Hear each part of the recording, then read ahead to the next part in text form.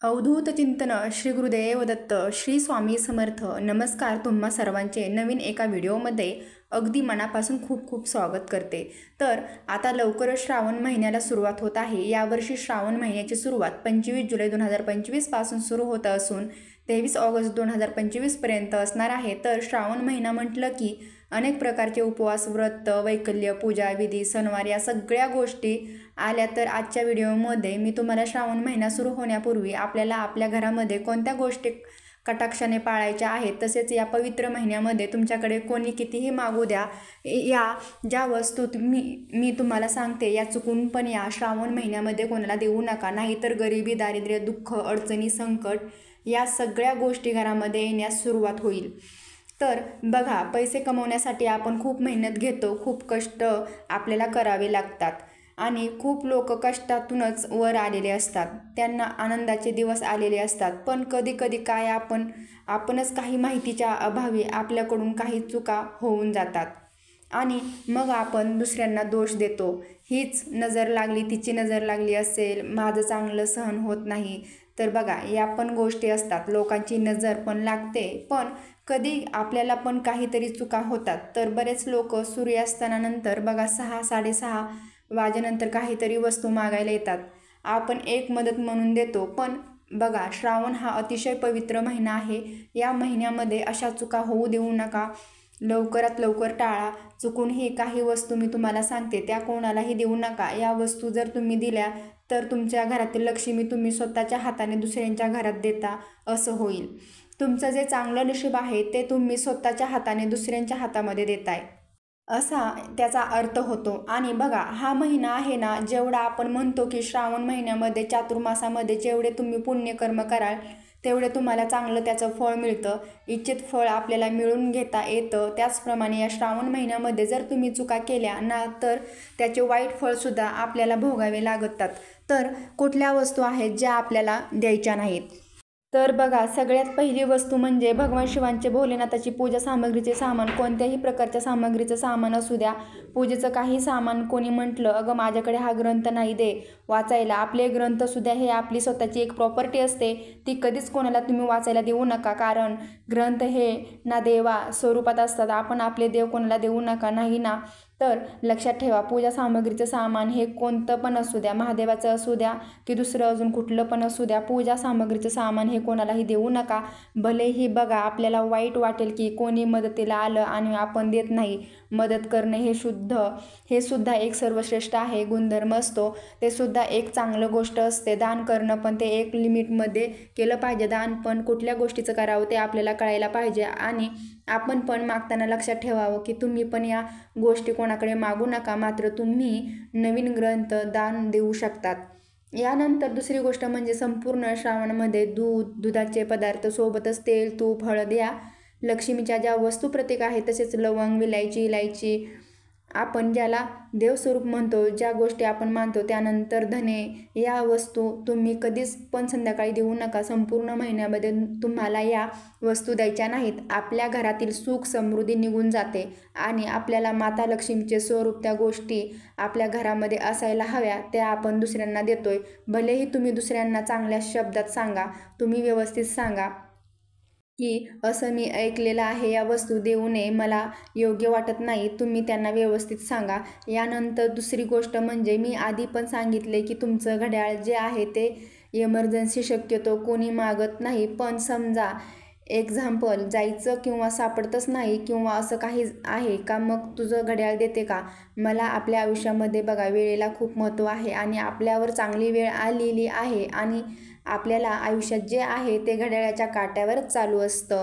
त्यामुळे आपल्या घरातलं घड्याळ हे जे आहे ते कधी पण कोणाला देऊ नका.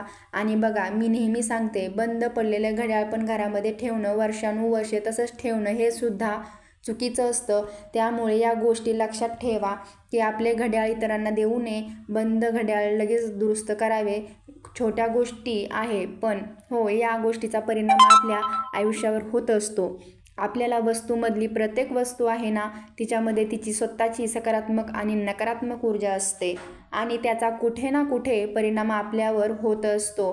भलेही त्या वस्तू निर्जीव असतात, पण त्या आपल्याला आयुष्यावर परिणाम करत असतात. अवधूत चिंतन. श्री गुरुदेव दत्त. श्री स्वामी समर्थ. त्यानंतर आपण बघा, भगवान महादेवांच्या पूजेमध्ये पांढरे वस्त्र जे आहे ते आपण वापरतो. तर महादेवाच्या पूजेमध्ये पांढरे वस्त्र वापरलं जातं, तर आपले पांढरे वस्त्र कोणाला द्यायचे नाही. यामुळे तुमच्या वैवाहिक जीवनामध्ये अडचणी येतात, मतभेद येतात. पांढरे वस्त्र तुम्ही दान करू शकता, पण बघा, कोणाला तरी आपली वस्तू थोड्याच वेळासाठी देणं हे वेगळं आणि दान करणं हे वेगळं. तुम्ही पांढऱ्या वस्तू ज्या आहेत ना, त्या तुम्ही दान जे आहे ते तुम्ही करू शकतात. म्हणजे तुम्ही विकत घेऊन दिलं किंवा तुम्हाला एखादी वस्तू तुमच्याकडे आहे, कपडे ते तुम्हाला वापरायचे नाहीत, तर ते पण धुवून स्वच्छ मग दुसऱ्याला द्यायचे आहेत. पण आपल्या रोजच्या वापरातील वस्तू थोड्या वेळेसाठी कोणाला देणं तेही चुकीचं आहे. असे पांढरे वस्त्र जे आहेत तर ते कोणाला द्यायचे नाहीत. यानंतर श्रावणमध्ये तुम्ही काळे कपडे दान करू नका. तुमच्यासोबत अघटित घटना घडू शकतात. काळे वस्त्र हे महादेवांना म्हणजे कुठल्याही देवांना ते चालत नाही आणि श्रावणामध्ये तर काळे कपडे चुकून पण दान करू नका आणि घालू देखील नका. यानंतर महत्त्वाचे म्हणजे बऱ्याचशा स्त्रिया, पुरुष हे करतात ते म्हणजे कोणालाही पैसे उधार देऊ नका. तुम्ही कोणाकडून मागू नका. यामुळे आता तुम्ही उधार मागाल पण तुमचं संपूर्ण आयुष्य उधारीमध्येच जाईल. म्हणून लक्षात ठेवा, हा पवित्र महिना आहे, तुमच्याकडे जेवढा आहे त्याच्यामध्ये ॲडजस्ट करा, पण कोणाकडे काय मागू नका आणि कोणाला उधार पैसे देऊसुद्धा नका. कारण हा पवित्र महिना आहे. आपल्याकडची लक्ष्मी आपण दुसऱ्याकडे देतोय हे अगदी चुकीचं आहे. म्हणून या पवित्र महिन्यामध्ये आपल्याला पवित्र गोष्टीच करायच्या आहेत. आपल्याकडून पण चुका होऊ द्यायच्या नाहीत आणि दुसऱ्यांना पण आपल्याला त्या गोष्टी होतील आपल्याला बाबतीत, तसं त्यांची आपल्याला काळजी घ्यायची आहे. अवधूत चिंतन. श्री गुरुदेव दत्त. श्री स्वामी समर्थ. याच्यानंतर बघा, श्रावणमध्ये कोणत्याही गाईला किंवा कोणालाही प्राण्याला कोणीही दारात आलं तर त्याला असं काहीतरी हुडबुड करू नका. तुम्ही अजिबात जाऊ देऊ नका. तुमच्याकडे जे काही असेल, बिस्किट असेल, चपाती असेल, काही असेल तर ते तुम्ही द्या. कुत्रं असू द्या, मांजर असू द्या, कुठलाही प्राणी पक्षी काही तुमच्या दारात आला त्याला थोडंसं पाणी द्या, काहीतरी तुम्ही द्या आणि हुडहुड वगैरे करू नका. ते आपोआप प्राणी जातात. तर एवढी एक गोष्ट लक्षात ठेवा, कारण आपल्याला माहीत आहे गाईला पण तितकंच महत्त्व आहे आणि महादेव जे आहेत ते भोलेनाथ आहेत. त्यांचं या संपूर्ण जगातील सृष्टीमध्ये जे काही आहे, प्राणी मानव सगळ्यांवर त्यांचा जीव आहे. तर त्यामुळे कोणाच्याही स्वरूपात कोण कधी येईल सांगता येत नाही. आपल्या दारामध्ये येईल हे आपण सांगू शकत नाही. त्याचप्रमाणे आपल्याला शत्रू जरी या महिन्यामध्ये किंवा कधी पण लक्षात ठेवा, आपण अतिथी देवो भव म्हणतो. एखाद्या माणसाबद्दल आपल्याला खूप चिडचिड आहे, तो जरी आपल्या दारामध्ये आला, जेव्हा तो आपल्या दारात येतो तर तेव्हा त्याच्याशी व्यवस्थितच वागा, त्याच्याशी चांगलं बोला आणि बघा, आपल्या दारात तो आलेला आहे तर त्याला पाणी विचारा. जे काही असेल ते आपण जे पाहुण्यांसाठी करतो ते करा, कारण दारामध्ये आलेली व्यक्ती ही आपल्यासाठी देवासमान असते. म्हणून कधी पण लक्षात ठेवा, दारात आलेली व्यक्तीचा, प्राण्यांचा, कोणाचाही आपल्याला दारामध्ये अपमान करायचा नाही, याची काळजी घ्यायची. यानंतर दुसरी गोष्ट म्हणजे सवाशीण स्त्रियांनी, सौभाग्यवती स्त्रियांनी आपल्या सौभाग्याचे अलंकार घालावे. जोडवे, मंगळसूत्र, बांगड्या, सिंदूर याची देवांना घेवाना करू नये. बघा, आता बरेचसे सण येतात. श्रावण महिना सुरू झाला की सगळे सणवार येतात असतात. तर या चातुर्मासामध्ये सुद्धा लक्षात ठेवा, आपल्याला बांगड्या, सिंदूर जे आपण सौभाग्याचे अलंकार असतो ते हे महिलांना कृपया करून देऊ नका. आपण मैत्रिणीला, बहिणीला म्हणतो की हे घे, छान दिसेल, तुझ्या याच्यावर सूट होईल, ते सूट होईल, पण असं करू नका. बाकी इतर गोष्टी तुम्ही शेअर करा, पण आपल्या मंगळसूत्र, जोडवे, सिंदूर वगैरे बांगड्या या वस्तू तुम्ही देऊ नका.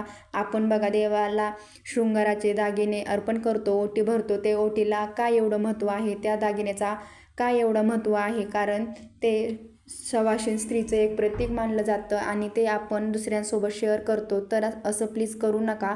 याचे वाईट परिणाम आपल्याला आपल्या आयुष्यात भोगावे लागतात. तर बघा, या अगदी छोट्या छोट्या गोष्टी होतात. या व्यतिरिक्त आपण काही असतील ज्या तुम्हाला माहीत असतील तर ते लक्षात ठेवा. फक्त ज्या त्या वस्तू लक्ष्मी स्वरूपात असतात, देवाच्या देवासारख्या आपण त्यांना मानतो, अशा गोष्टी देवाणघेवाण आपल्याला या महिन्यामध्ये, या चातुर्मास श्रावणात आपल्याला करायच्या नाहीत. तर बघा, ही एक अतिशय महत्त्वाची माहिती मला तुमच्यापर्यंत पोहोचवायची होती. माहिती तुम्हाला आवडली असेल तर व्हिडिओला लाईक करा, शेअर करा आपल्या आनंदी स्वामी भक्ती या चॅनलवरती तुम्ही नवीन असाल तर आपल्या चॅनलला सबस्क्राईब नक्की करा.